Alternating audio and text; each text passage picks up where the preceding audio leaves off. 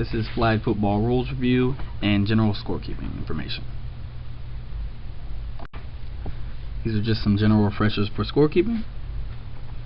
First thing, when signing in participants, please write legibly because we have to read it in the office, and if we have to read a bunch of chicken scratch, then it's not good for us. So please make a conscious effort to write legibly. When signing in, participants need a government issued ID or Eagle ID, so driver's license, Eagle ID, passport. It must be a photo ID though, it cannot just be their gun permit. Also, something to think about, no jewelry, be proactive about it. When signing someone in, if they have a necklace on, go ahead and let them know, hey man, you can't wear that necklace, go ahead and take that off. You must write the entire 900 number. This helps us out in the office when we are trying to look up a participant for eligibility or any incident that occurred on the field. It really helps us out, so write the entire 900 number if you're signing someone in by hand. Circle the winning team. It just helps to eliminate confusion in the office. So it seems obvious, but just circle the winning team and write the score on the winning team side and circle that as well.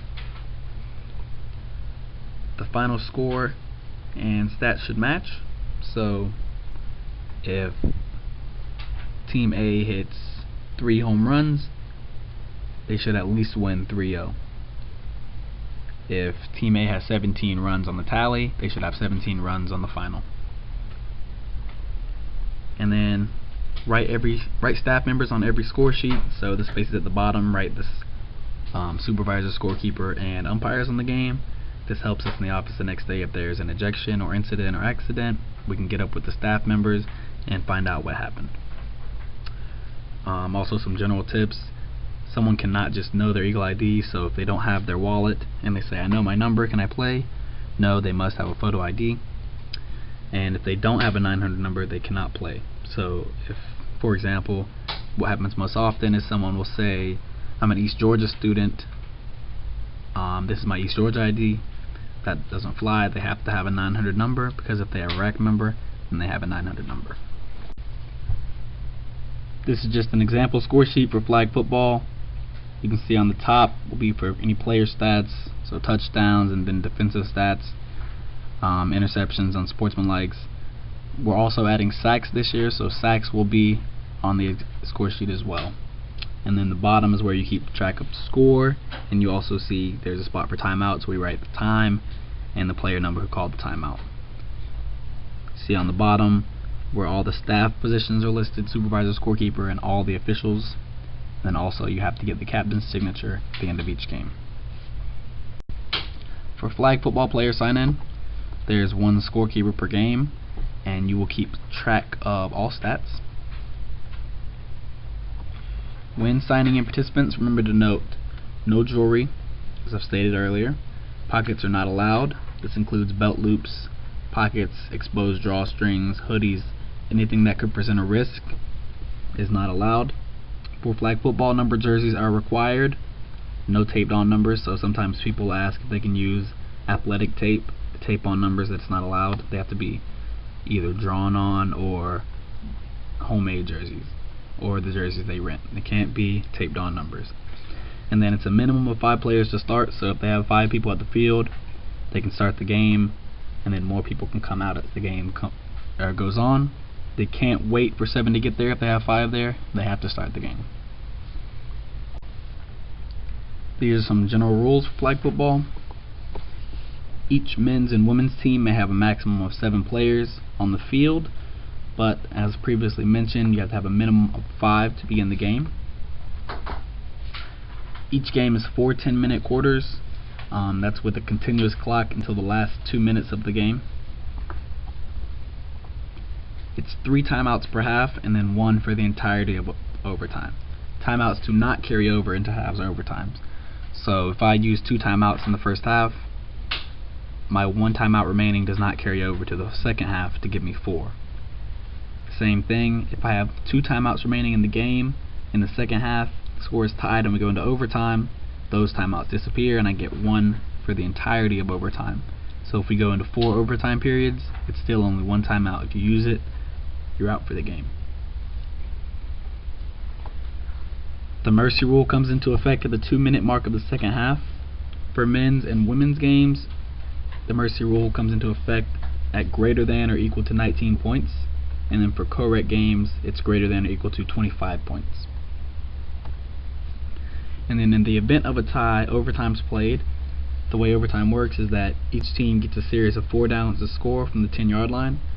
They keep switching possessions until a winner is determined. So Team A scores, Team B doesn't score, it's over.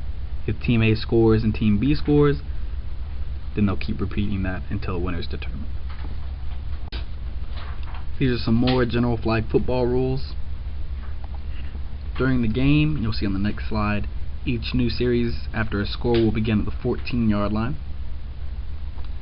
A touchdown in men's and women's play is worth 6 points. And then the point after touchdown or try after touchdown can be for 1, 2, or 3 points. The team's captain gets to choose after they score. If they go for 1, it's from the 3-yard line. If they go for 2, it's from the 10-yard line. If they go for 3, it's from the 20-yard line. And then another thing, on the extra point or PAT, you don't have to keep player stats. So if somebody gets an interception on the PAT, you don't have to keep that stat, only the score. So if they score 1, just tally that.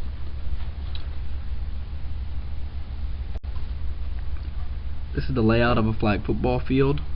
Some things to note are the down lines are every 20 yards. These are called the line to gain. So you hear the officials say first down 20 to gain. That means they have to get to the 20-yard line.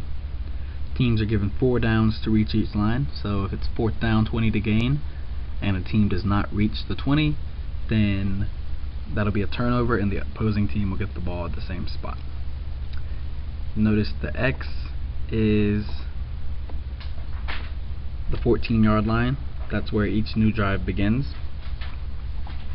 And you'll see the 3-yard line marked, the 10-yard line marked, and the 20-yard line marked. That's where they have the option to take the PAT if they score. And then the red dots are where you as a scorekeeper will stand. These dots correspond to the team's current line to gain. So if Team A has 2nd down 40 to gain, you'll stand at the red dot located right by the 40. And then if they get that line to gain and they get a 1st down, you'll move down to the 20. These are the flag football co-rec rules. They're mostly the same with a couple of differences. Teams may be a maximum of 8 players instead of 7, and this is with 4 men and 4 women. A minimum of 6 is required to start the game instead of 5. So 6 players to begin, and this can be 3 men, 3 women, or it can be 4 and 2 either way. So 4 men, 2 women, or 4 women, 2 men. But the difference in genders may not be greater than 2 as you see on the screen. So you can't have 5-1 or 6-0. And then this is a big rule to understand. Female participation as a passer or receiver on a scoring play results in 9 points. So what this means is that if a female throws the ball for positive yards on a scoring play, or a female crosses the goal line with the ball during a pass play, that'll be worth 9 points. It cannot be a run play. So if I snap the ball to a female and she runs it across the goal line, that will not count for 9. These are just some flag football offensive stats. A touchdown pass is the statistic for a passer or quarterback. A touchdown pass occurs when the passer throws to a receiver for a touchdown. Something to note, you cannot have a touchdown pass without a touchdown reception. Touchdown run. So a run is a play that begins behind the line of scrimmage, and a touchdown run is when somebody carries the ball from behind the line of scrimmage through the goal line. So in men's or women's, if I snap it to the quarterback, hand it off, and somebody runs it for a touchdown, that'd be a touchdown run. As previously mentioned, a touchdown reception is a stat for receivers. They occur when a receiver catches a pass and crosses the goal line, or catches a pass in the end zone. So the passer throws it to me and I run for a touchdown, that'd be a touchdown reception. If a passer throws it to me and I'm already in the end zone when I catch it, that's also a touchdown reception. Remember, you can't have a touchdown reception without a touchdown pass. These are defensive statistics for flag football.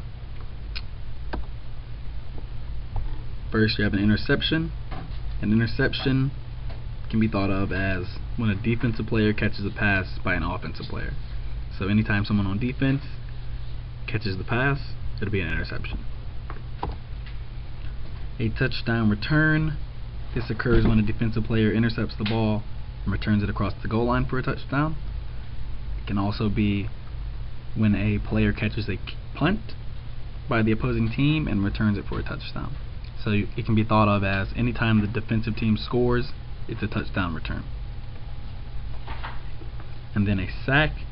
A sack occurs when the quarterback or passer has his or her flag pulled while still behind the line of scrimmage before he or she has a chance to throw the ball. So you snap it to the quarterback, someone rushes at me, pulls my flag before I can throw it, you'd mark that down as a sack for the defensive player. And this is just an example of a completed score sheet. Some things to notice: you'll notice that the winning team is circled and the winning team's score is circled as well on the same side. Notice how the stats are tallied and the scores are written out on the bottom as 6 for touchdown, plus 1 for PAT, and so on. You'll also notice how Allie kept track of timeouts, got the captain's signature at the end of the game, and wrote out all staff members on the game at the bottom. So this is an example of a well done completed score sheet.